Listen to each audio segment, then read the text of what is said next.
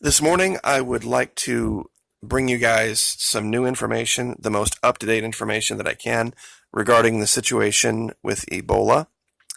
This case of the couple in Fiji, there has been some new information revealed as well.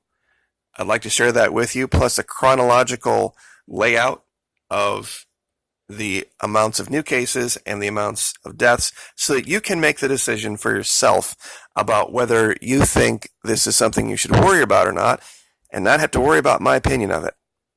So last night, mainstream media finally broke some information about this, started talking about it. They revealed that the couple in Fiji arrived on the 22nd of May. I saw in my comments section that there were people saying, well, could be poison, could be poison, could be poison. Poison isn't contagious. And there are locals that were in direct contact with this couple that are under observation and showing similar symptoms. So very, very, very unlikely that it is poison. They have even alleged that they are probably going to have to cremate the bodies before transporting them off the island because they're infectious. So, curiously though, this was 6 June. More moves initiated to make Fiji a cashless society. Now the reason that is curious is this. The very first video, I ever did, 18 May of this year, talking about Ebola. The first part of it talked about why cryptocurrency might be something to start thinking about. Now, I'm not going to make this video about me trying to sell it, since everybody gets butt hurt and their, feelings hurt. Everyone giving an opinion that they don't like about cryptocurrency. If you want to go ahead and chase your digital dollars, chase your DC issued digital dollars, wonderful. And if you think that during some type of a power out situation that your paper money is going to have any value, go ahead and continue to believe that. But I counseled last November, buy Bitcoin. People laughed, and it doubled. So if you had $500 last November, you'd have 1,000 now. But that's just me. There's also this allegation that what I have been saying is fear porn. From this video, the very first 35 seconds out of my mouth, I would like you to hear what I told people to do. Going on in the world right now that the powers that be are keeping buried from you. They're keeping it hidden. And it's going to lead to a certain series of events that I'm going to try to cover in today's video. And it's fairly disturbing, shocking, but I want everyone within the sound of my voice to react calmly and in a way that will help the situation and not exacerbate it. React calmly and in a way that will help the situation and not exacerbate it. 18 May, this channel. Just wanted to be on the record stating that I never at any time told anyone to do anything or act in any way that wasn't responsible. But, as promised, the chronological history of this. Now this goes back to 22 April. 870 deaths reported, 1,300 cases. This is Relief Web. 24 May. This is Doctors Without Borders. The numbers have gone up.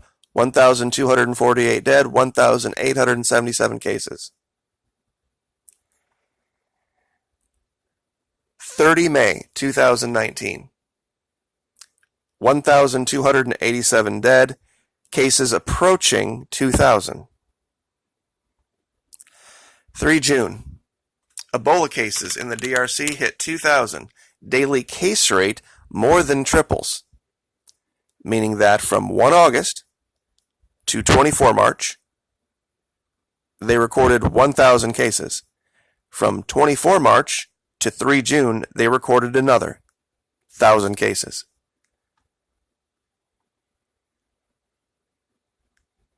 4 June, Ebola outbreak in eastern DRC reaches 2,000 cases, 1,300 deaths in 10 months. And the reason I brought this up is to show you part of the reason.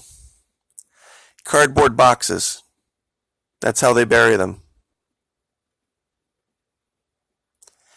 Number of confirmed cases reached the milestone 3 times as quickly as it took to reach the first 1,000.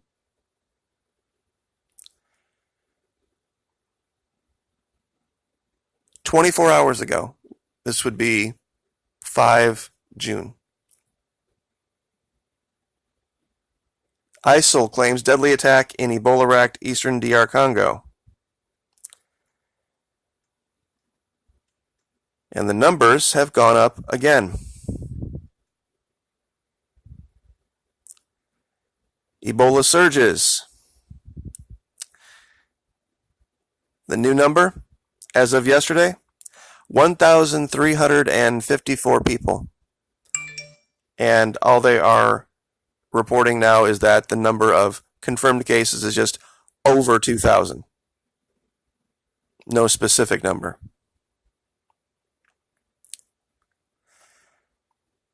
Prensa Latina is calling it unstoppable.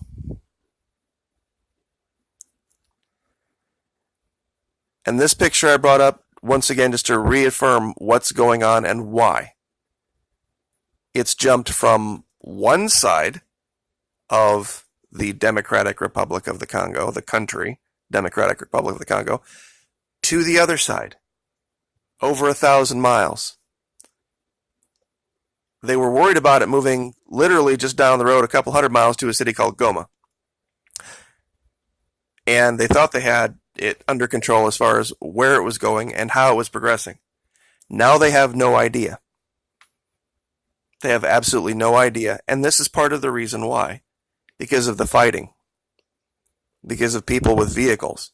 When militaries come rolling in, they come rolling in with the ability to move around much faster than the locals do. The vast majority of the people that live in these local villages never venture more than 50 miles from their home. And this issue now, there's a story out on Reuters about how this country is turning to Africa for its rare earth minerals because of the tariff war with China. It's one of those law of unintended consequences type of thing. So just kind of watch what you're supporting, because it's, in fact, I have that article up here. I forgot I did. Pentagon eyes rare earth supplies in Africa in push away from China.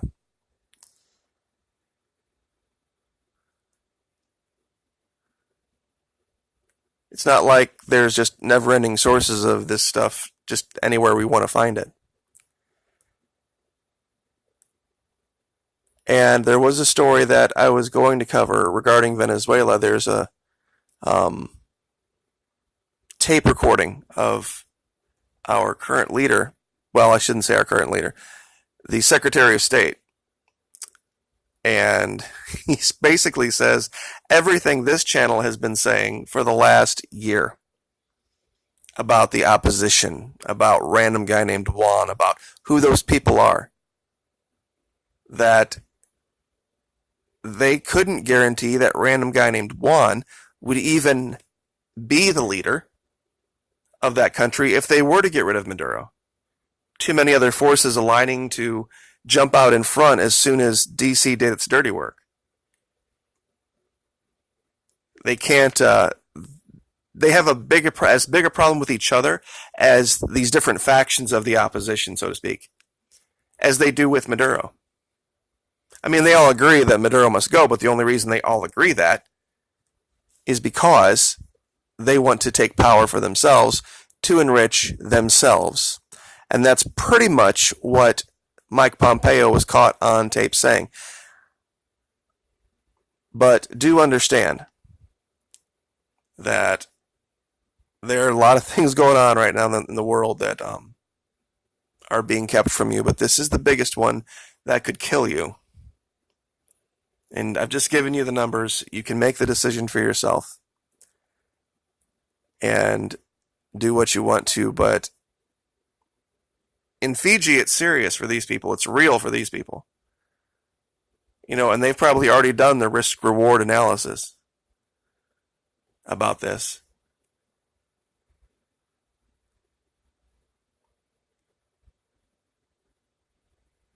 It's just, I wish there was something more, some type of a wonderful silver bullet advice I could give to help people make a decision about what they should or shouldn't do. And there really isn't. I can say, stay out of public places as much as I can, much as you can. You can't completely,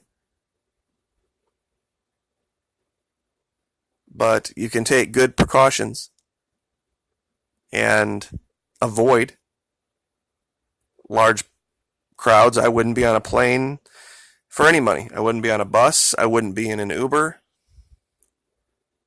I wouldn't be anywhere that you would have to. I definitely, honest to God, I would not use cash where I had to take change.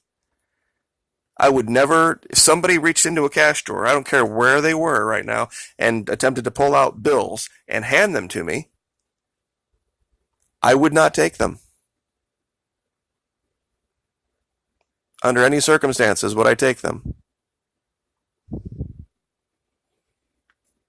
Because you just don't know where they've been. You can't confirm that. Who knows who the last person in line was that put that money in there? That's my issue with cash. You can talk about, mark of the beast and all this kind of stuff, And this is the last thing I'll say. You sit there with that cash in your hand.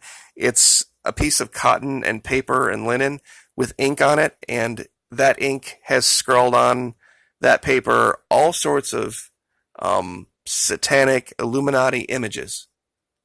If you think that's less satanic or less likely to be the mark of the beast than some digital currency that just exists on your phone, I don't know what to tell you at that point.